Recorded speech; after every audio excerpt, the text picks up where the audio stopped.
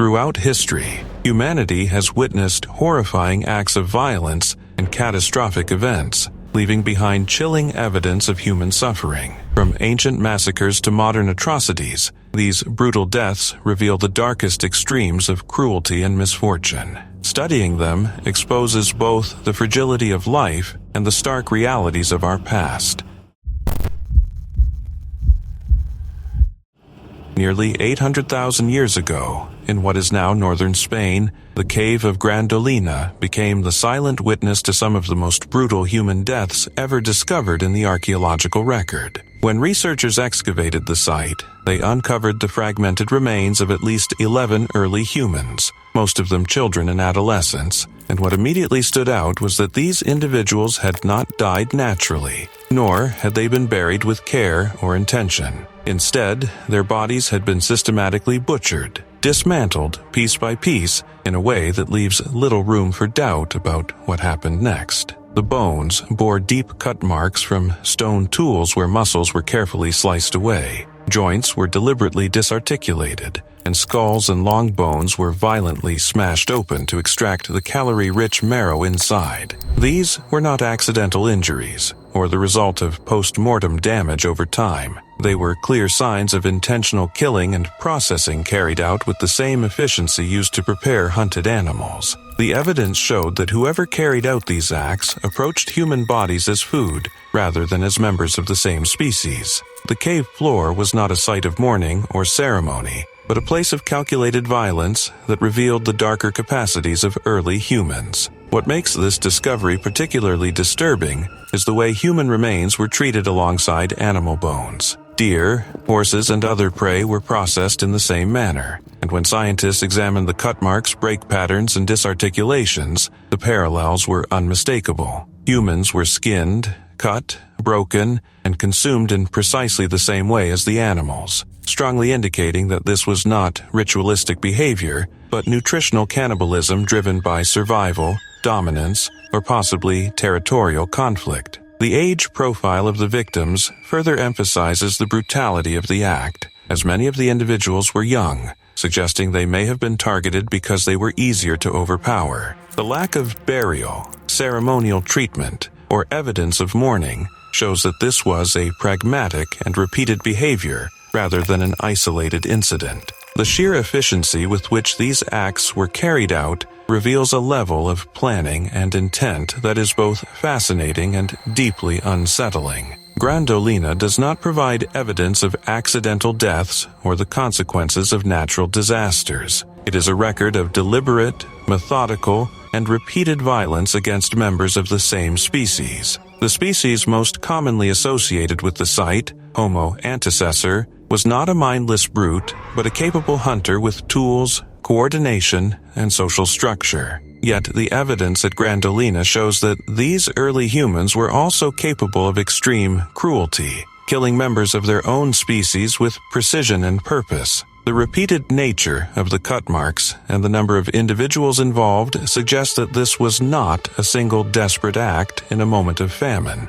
but a behavior that occurred more than once, and may have been an accepted practice within certain circumstances. In simple terms, these people did not simply die, they were violently dismantled, consumed, and discarded, leaving behind bones that would one day tell a story far darker than most prehistoric narratives. Gran Dolina stands as a stark reminder that long before civilization, laws, or ethics, humans were capable of inflicting gruesome and deliberate deaths on one another. This discovery forces us to confront an uncomfortable reality about our evolutionary past, showing that extreme violence and cannibalism are behaviors rooted far deeper in human history than most would like to imagine. The site is not only a window into survival strategies of early humans, but also a chilling testament to the brutal reality of life and death in prehistoric times, making it one of the most unsettling archaeological discoveries ever made. Imagine stepping into a quiet, seemingly ordinary village in Sweden, and then discovering that centuries ago, every single person who lived there was murdered in cold blood and left exactly where they fell. That is exactly what archaeologists stumbled upon at Sandby Borg, a 5th century fortified settlement on the island of Åland, and what they found is nothing short of horrifying. The village was abandoned, but not in a normal, peaceful way. Instead, it was frozen in time as a scene of utter carnage. Unlike typical burials of the era, where the dead were carefully laid to rest, the victims at Sandby Borg were left in their homes, sprawled across floors, with personal belongings scattered around them, showing that this was not a robbery but a calculated act of violence. The evidence of their brutal deaths is harrowing. Crushed skulls, fractures, and other signs of blunt force trauma reveal a massacre of shocking ferocity, and bones indicate that men,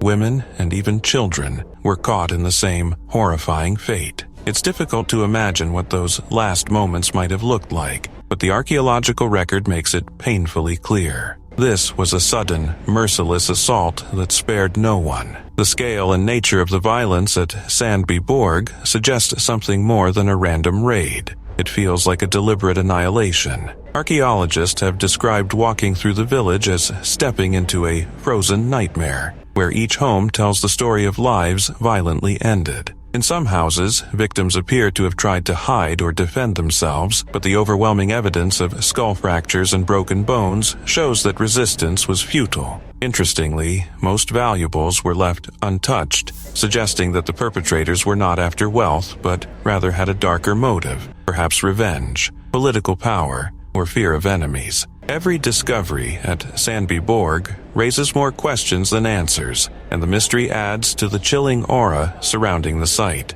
For researchers, it's both a rare window into life during the migration period and a grim reminder of how violent human history can be. The brutality of the massacre and the decision to leave victims unburied challenges our understanding of early medieval Scandinavian customs, where care and death was generally a cultural norm. Sandby Borg stands out as a stark exception, a place where social rules and human decency were brutally cast aside. The forensic details are equally disturbing and fascinating. Analysis of the skeletal remains shows injuries consistent with intentional, forceful attacks, sometimes aimed at the head, suggesting the killers intended to leave no survivors. There is evidence that the massacre happened quickly, likely within a single day, and there is no sign of attempts to remove bodies afterward. This grim tableau allows scientists to reconstruct the tragedy with unnerving clarity. Each corner of the village offers a silent testimony to violence, fear, and sudden death, providing one of the clearest examples of a massacre in early medieval Europe. For historians and archaeologists, Sandby Borg is invaluable, offering insight into the dangers, conflicts, and human cruelty that existed even in seemingly isolated settlements. At the same time, it is profoundly sobering. It forces us to confront the reality of brutal human deaths in a past world that was harsh, unpredictable, and often unforgiving. Sandby Borg, therefore, is not just an archaeological site. It is a story frozen in time, a record of human tragedy, and a stark reminder of the violence that has shaped human history. The villagers' lives were extinguished violently, without ceremony or compassion, leaving behind a scene that still chills modern observers. Walking through the ruins, studying the remains, and imagining the events of that fateful day brings an uneasy awareness. Even in times we often romanticize as simpler or more peaceful, human brutality could strike without warning. Sandby Borg's massacre is a powerful, haunting testament to the fragility of life and the dark chapters of our collective past, preserved for centuries beneath the Swedish earth, waiting to tell its story of horror, sudden death, and the ultimate end of an entire community. Imagine living in a thriving Roman town, going about your day, and then suddenly being caught in one of history's most terrifying natural disasters. That was Herculaneum in 79 AD, a coastal town near Naples, Italy, peacefully bustling with life until Mount Vesuvius erupted. Unlike Pompeii, which is often portrayed in ash-covered snapshots, Herculaneum faced a far deadlier fate. When the volcano unleashed its pyroclastic surges, temperatures soared to an estimated 500 degrees Celsius. This was not just hot. It was intense enough to instantly vaporize soft tissues, boil internal fluids, and leave the human body almost unrecognizable. Archaeologists examining the remains have found evidence suggesting that many victims did not merely suffocate, but were essentially boiled alive in an instant. Their skeletons sometimes show signs of catastrophic fractures, and some skulls appear to have exploded from the rapid expansion of superheated gases inside the head. The sheer brutality of these deaths is difficult to comprehend. One moment life was ordinary, and the next it was annihilated by heat so extreme that the human body could do nothing to survive. Modern imaging techniques such as CT scans have revealed these horrifying details, showing how the heat was lethal within seconds, leaving a chilling record of human fragility in the face of nature's power. What makes Herculaneum particularly haunting is the intensity and speed of the disaster. Unlike Pompeii, where ash fell over hours, the pyroclastic surge that engulfed Herculaneum moved at incredible speed, leaving virtually no time for escape. Residents who might have survived a slower disaster were caught in a searing wall of gas and rock. In that instant, the human body, designed to endure ordinary extremes, could do nothing against the heat. Studies of the remains show skulls fractured from inside out, evidence of the immense thermal stress, while soft tissues vaporized almost completely. In some cases, even traces of brain tissue have been preserved in mineralized form, providing scientists with a chilling glimpse into the mechanism of death. These discoveries allow historians and archaeologists to reconstruct the final moments with terrifying clarity. The disaster was not only sudden but also extraordinarily violent, highlighting a form of death that was complete and immediate. It forces modern observers to confront the extreme vulnerability of humans when exposed to natural forces beyond any ordinary measure. The remains at Herculaneum bear silent testimony to suffering that was merciless and absolute. Archaeologists continue to study Herculaneum not only to understand how these people died, but also to gain insight into Roman life frozen in a catastrophic instant. Household objects, furniture, and even wooden structures were preserved under ash and pumice, offering a detailed snapshot of daily life abruptly interrupted. While these artifacts tell a story of ordinary living, the human remains tell a story of extraordinary violence. The contrast is striking. Routine life obliterated in seconds, leaving behind evidence of one of history's most extreme human fatalities. The victims of Herculaneum provide a sobering reminder that history is more than dates and events. They reveal human fragility and resilience in the face of overwhelming natural forces. Their deaths were sudden, brutal, and total, leaving modern observers a haunting glimpse of the extreme conditions humans can endure. Centuries later, the Herculaneum victims remain a powerful testament to the unforgiving force of nature, offering both a historical record and a chilling insight into the fragility of life when confronted with extraordinary disaster.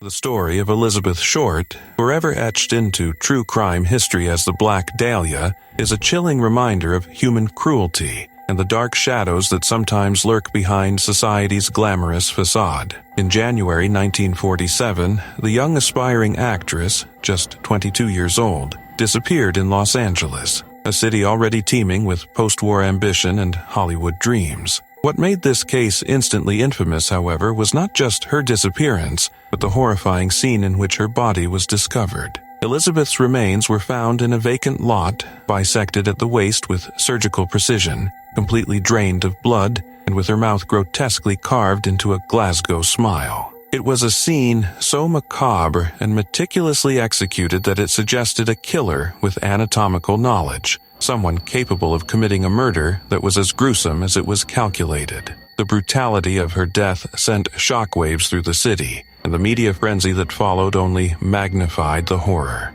Newspapers splashed her story across front pages with lurid headlines, and the world watched in morbid fascination as detectives scrambled for answers in a case that would remain officially unsolved for decades. What makes Elizabeth Short's death particularly chilling is the combination of innocence and deliberate cruelty. She was a young woman navigating a world that could be both dazzling and merciless, a life full of potential abruptly and violently cut short. The killer's actions went beyond murder. They transformed her body into a grotesque spectacle, demonstrating a chilling detachment from humanity and morality. The precision of the bisection implied not only knowledge, but intent. This was not a crime of impulse or passion, but a calculated act of brutality. Police at the time interviewed hundreds of suspects, from transient individuals to prominent figures, yet no one was ever charged. Over the years, theories swirled around a variety of potential perpetrators,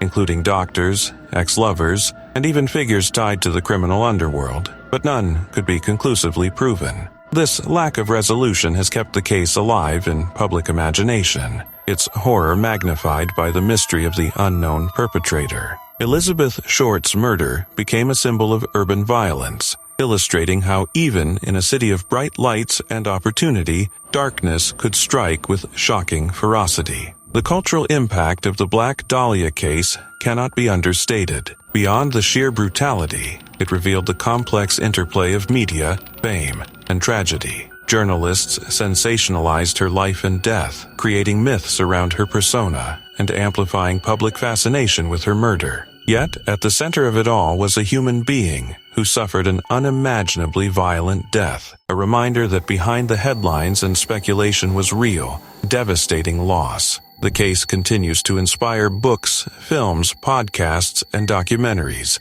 each trying to unravel the mystery while grappling with the unsettling reality of her fate. Scholars and true crime enthusiasts alike examine the evidence, the suspects, and the societal context of post-war Los Angeles. But the grim truth remains. Elizabeth Short was brutally murdered, and the person responsible may never face justice. It is a sobering reflection on human violence, the fascination with crime, and the fragility of life itself. Even decades later, the Black Dahlia case evokes a mix of horror, sadness, and morbid curiosity. Elizabeth Short's death was not just tragic, it was a testament to the extremity of human cruelty, executed with methodical precision and left as an enduring enigma. While the details of her life may have been overshadowed by the grotesque circumstances of her death, remembering her story serves as both a warning and a memorial, a reminder of how vulnerability can collide with brutality, and how some acts of violence remain etched in history, haunting society long after the crime itself. The Black Dahlia continues to captivate, not because of the mystery alone, but because it forces us to confront the disturbing reality of a life ended in the most horrifying way imaginable.